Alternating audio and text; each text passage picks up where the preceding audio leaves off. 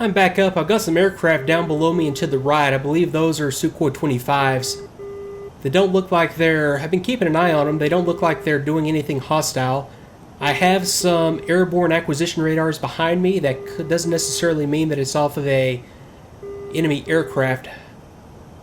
But I'm watching these guys in any case. It is along the egress route. It could just be a ground attack mission against our stuff. I'm looking for anything firing back at them. But right now, I'm too low on fuel. If I wanted to turn in there and try to engage these guys if they were hostile, I don't know if I would do that. Of course, if they try to engage me, I have no choice, but I just don't have the fuel to do anything other than go for some altitude, go for some max cruise effectiveness here, and get to base. I'm seriously considering jettisoning some weapons at this point as well. But, let's see, so, yeah, 159 kilometers back to base. So I'm going to continue on the flight and come back if and when anything does happen.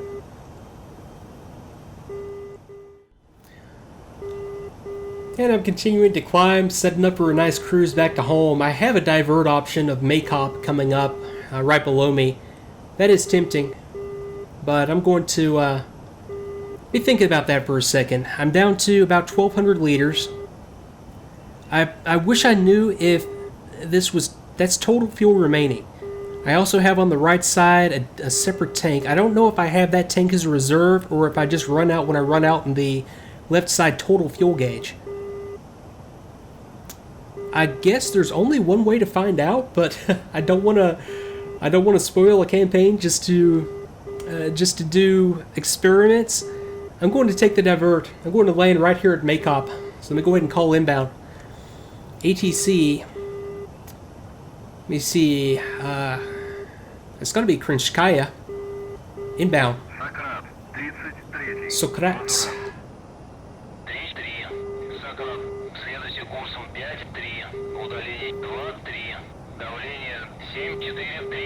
Okay, runway 22, heading 053 for 23. That might not be the right base I just called inbound to. It's got to be this one, though. That's the only base anywhere. Okay, clear visual, contact tower. Yeah, that's Maycop that I just called into. Let me request landing. I'll just take the overhead and I'll enter the pattern from where I'm at right now. And come around to my left and land in the opposite direction on runway... what would you be? 04 on runway 22. Hopefully, is there any way to tell 2 to divert to land at my... I don't think there is. Actually, no, I know there's no way to do that. To select a base for 2 to fly to. Maybe if 2 sees me land here, he'll automatically follow me, but more than likely, no. He'll just continue on to Sochi Adler. Okay, so coming around, fuel state still, yeah, it's down to 1,000 liters. This was a wise decision for once on my part. Although the logistics of an aircraft divert is really bad if you don't have aircraft of the same type here. If this was, say, a Sukhoi 25 base, and I just showed up and landed, refueled, and took off, it wouldn't be such a big deal. A lot of times you can get into a situation where you have an aircraft divert in and there's just nobody there that has either the equipment or the know-how to do anything. So diverting is not a small deal, and it's not something to be undertaken lightly by any means. Okay, so come to think of it, do I even know how to land in a Sukhoi 25?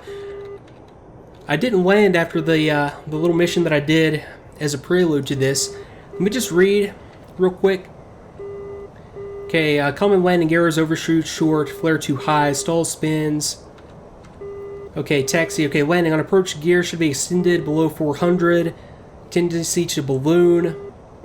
Careful management of speed. 290 to 310. Reduce speed to 260 to 280. Inner marker. 250, 270 over the threshold. Okay, 250, 270 over the threshold. That's the key that I'll remember. The rest I can just... not fake, but yeah, I think I've got the rest from there. I'm a little bit heavy, so I'll err on the side of fast. Just refresh my memory. That was 250 to 270 before the threshold. So I'll shoot for the 270 since I am heavy with all these stores, even though I am low on fuel. And I lose some weight due to that. There, I've lost visual on the runway there for a second. Okay, I've got it now. So coming down through 350, I'll get a little bit slower, then I'll extend the flaps. Then I'll go gear down. Okay, there's 320. Oh, my memory is bad. One more time, 270 over the threshold. Okay, so I can go ahead and establish here at about 300. So let me go flaps down. I'll go ahead and go gear down while I'm here. Okay, I'll just manage the throttle to try to bring this in and set her down as softly as I can. Okay, 300. Okay, now I can push it back up just a touch to maintain airspeed. So I start to approach the... Okay, acquisition. That's a hawk that's got me lit up. Let me just spin some more chaff. I think I'm out of chaff. I'm out of range. This airfield has to be out of the hawk's range. Okay, 250, a little slow. Let me push it up. Okay, mud spike 5 o'clock. Yeah, I've got him too. Okay, back on 300. Say, so 270 over the threshold. Okay, 290. Okay, check gear down. 327 at 2, runway 22. Gotcha. Okay, broke lock on that guy. Okay, push it up a tad. 270. Coming up on the inner marker. Let me take it a little bit right for alignment here. And just trying to manage my AOA, kind of manage my my approach, combination of throttle and stick to manage the AOA, throttle to manage my descent rate. Might be a little steep, hard to criticize myself when it's... I don't think I've ever landed a Su-25 before. Now that I think about it. Okay, throttle in. We just flare. Okay, yeah, that's not so bad at all. Okay, now to... I should have read... Is there a drogue brake or drogue chute on this? I don't think so. I'm going to get on the brakes. I'll make this a... That's a good question. I should have researched that. Is there... No, there can't be a drogue chute for a Su-25. I'd have noticed that at some point. It's just the MiG-29 and the Su-27 that have that. Surely I would have noticed that in the key bindings and said, hey, I should map that at some point. And yeah, no need at all. It stops so well on the runway here. So I'm going to take it off to the left, find myself a nice parking spot. Might just go for one of these revetments right here. If this is a taxiway. Actually, no, that's just a light spot. Okay, I'll come up here to the end of the runway and get off the runway there. Okay, so anything that I need to do to clean up this approach. Flaps, I'll go ahead and bring my flaps back up. Or I should say to clean up the rollout. Flaps up. Everything else I'll take as is. Okay, so I'm going to take this first taxiway here to the left. Assuming this is a taxiway, not just an access road. Looks like a taxiway to me. Yes, it is. Okay, so apply brakes.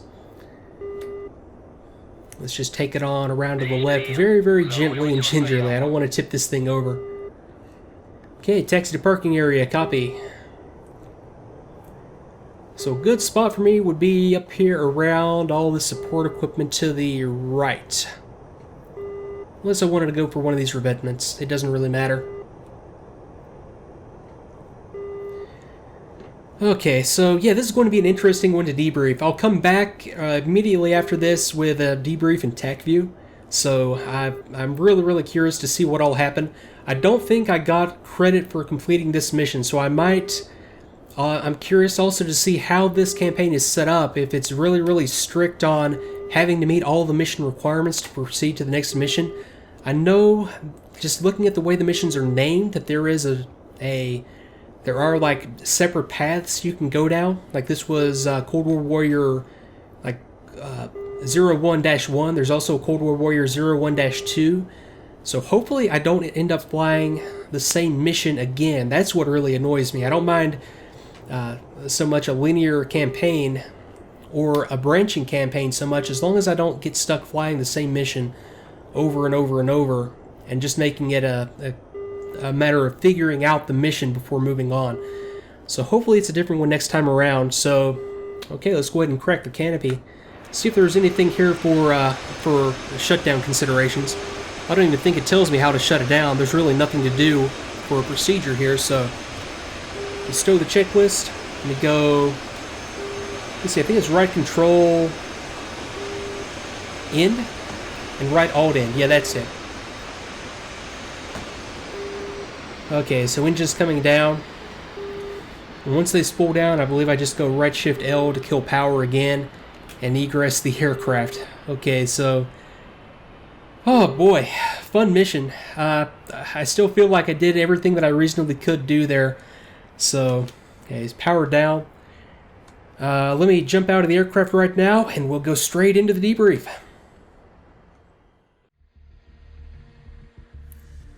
And we'll pick things up in Tacview. This is just after takeoff, and we did start out with some threat from the air. We have 3 flights of F-4s coming down into our territory. One flight in particular looked like it was intended to just kind of randomly possibly come up and take out the A-50 or come down south and take out our flight. And I'll show you what happens here to this first flight. Runs into an SA-11 site, which if you have gone up against an SA-11 in a U.S. aircraft, it's tough nut to crack, as those F-4s found out. So there was no initial air threat from these groups of F-4s on the ingress. So I think we lucked out there, specifically lucked out by him not coming through and probably taking out that A-50.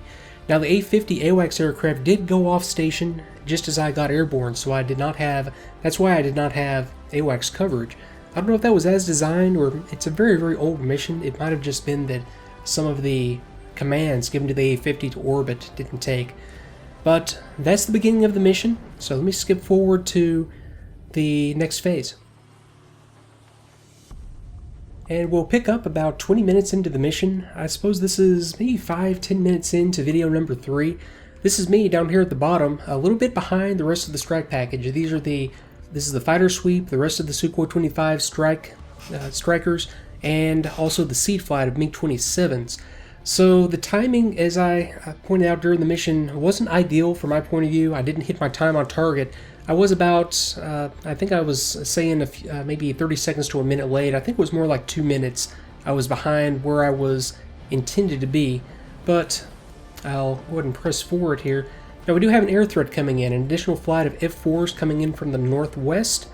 So I'll speed things up a little bit and watch what happens as we get the rest of the strike package into the area. Now, of course, I had the seed flight up, and their primary task is to, I was hoping, take out some of these Hawk sites. They do get in here close, and they start to fire off some of their missiles on targets right about here. Now, I'm not sure how effective these were. There's a KH-25 going in, and I don't believe this takes out anything, and I don't believe this one takes out anything either. So the seed flights go in, they break off, and then the rest of the strike package goes in and starts to take out targets, as you saw in real time as I was ingressing. So here's my flight coming up, and I'll slow things down here a little bit just to discuss the overall situation. Now ideally I would have been, like I said, with the rest of the strike package so that I don't have any of these air defenses focusing specifically on me. I think the intent behind this mission design and mission plan was to overwhelm the defenses, have those MiG-27s up there to go in, take out anything that starts to radiate and starts to become a threat, and then just overwhelm them, go in, and get out. So I was a little bit late, and that put me at a disadvantage because everything was able to focus on me. So I get to the IP, I start rolling on the targets, and we still have an air threat developing out here to the west that we'll get to. So let me zoom in on this area real quick and show you what all we have going on down here. Now I did this pretty much exactly as I envisioned it and planned it. I got to the IP, I identified the target, I popped up so that I would be able to clearly identify the target and be able to have enough altitude that I could make the run and not be so low that I was in the fragmentation pattern of the bomblets. So I'm sure it's tempting to just go in with the dispenser type weapon like I was using and just go in at like 20 feet off the ground and throw those bomblets in there. The only problem with that is that, yeah, it's fun. A lot of people do it. You see that in a lot of videos. But you're blowing yourself up too when you do that. So the way that I did it there, pop up, and I might not have even been high enough myself, but I wanted some altitude for that reason. So let me go ahead and click play. So I'm in on the target. I have some small arms and the Japard AAA. I don't know if that was just, yeah, that had to have been the Japard firing at me from that far out, but managed to get in and out with no hits off of the M113s or anything in the area. I noticed, and this is when I was cutting the videos together, I've done all the editing at this point, and I'm about ready to put this final video up, but I noticed that I pickled when the designator or the reticle on my gun sight was in the middle of the column. I thought that was the thing to do and that it would space the bomblets accordingly, with the reticle telling me where like the mean point of impact or like the center of the stick would be.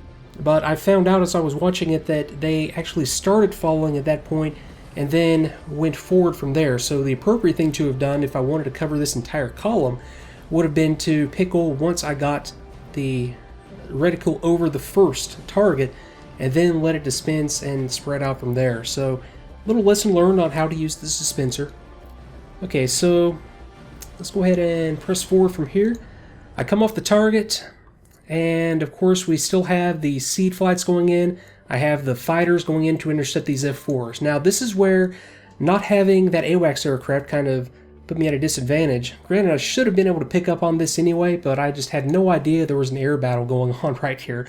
Otherwise, I would have used a bit more caution and been looking over in that direction a lot more than I was. And I don't even think that occurred to me that there was an air battle until I was on the egress and going to land.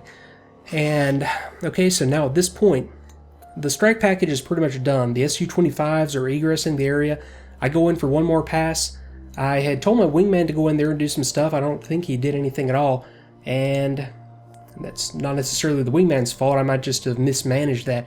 So I go in and make one more pass. Okay, roll in, dive on the target, dispense.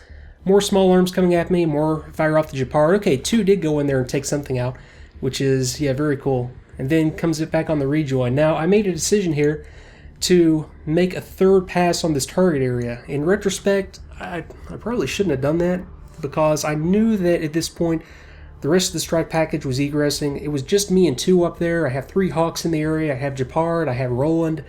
And it turns out I have this air threat. I lucked out right here because I think this F4 was really heading my way with ill intent towards me and Grotch 3, my wingman. Luckily, I did have those MiG-27s up there, and they've at least taken out one at this point.